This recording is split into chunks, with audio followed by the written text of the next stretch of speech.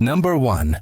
Hugh Despenser the Younger, England 1326. Hugh Despenser the Younger, the infamous favorite of King Edward II, met one of the most gruesome deaths in medieval England. His greed, cruelty, and ruthless hunger for power made him hated among nobles and commoners alike. He extorted lands, manipulated royal authority, and even betrayed allies to keep his grip on influence.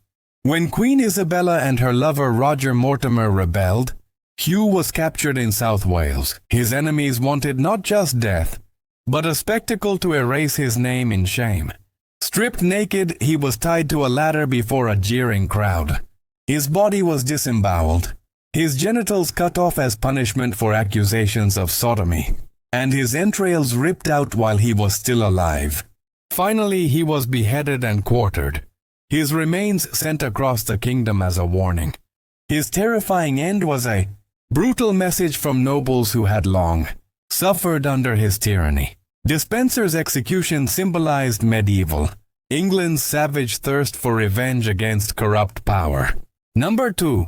William Wallace, Scotland, England 1305. Sir William Wallace, the Scottish freedom fighter immortalized in legends and later in film, faced a horrifying death at English hands. After years of resisting King Edward II's attempts to conquer Scotland, Wallace became a symbol of rebellion and national pride.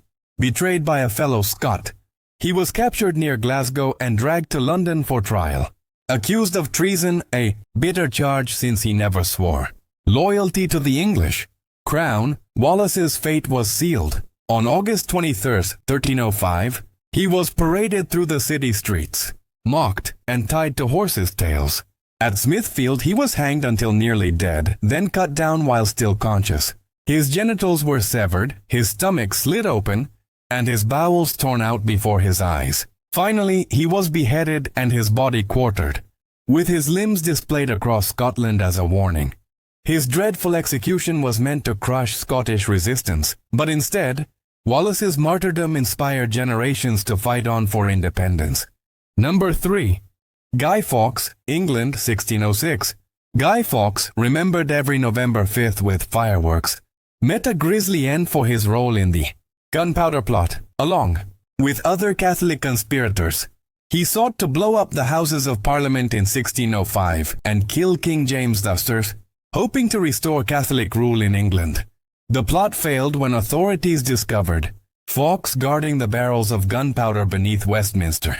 After days of torture in the Tower of London, he confessed, though his spirit never fully broke. On January 31, 1606, he was dragged to the Old Palace Yard in Westminster to face his sentence, hanging, drawing, and quartering. Weakened but defiant, Fawkes climbed the scaffold.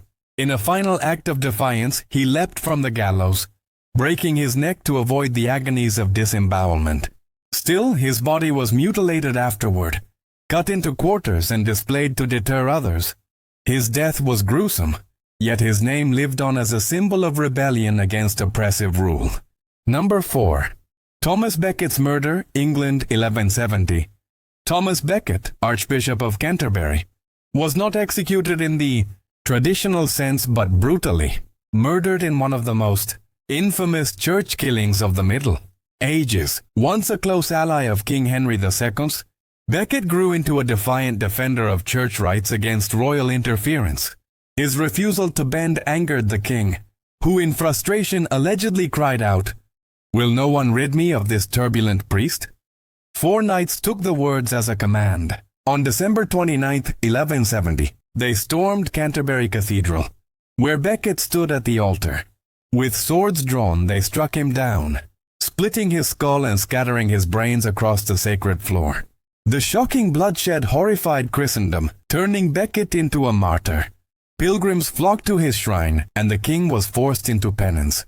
Becket's savage death was not just an assassination, but a spectacle of violence that shook both the monarchy and the church to their core.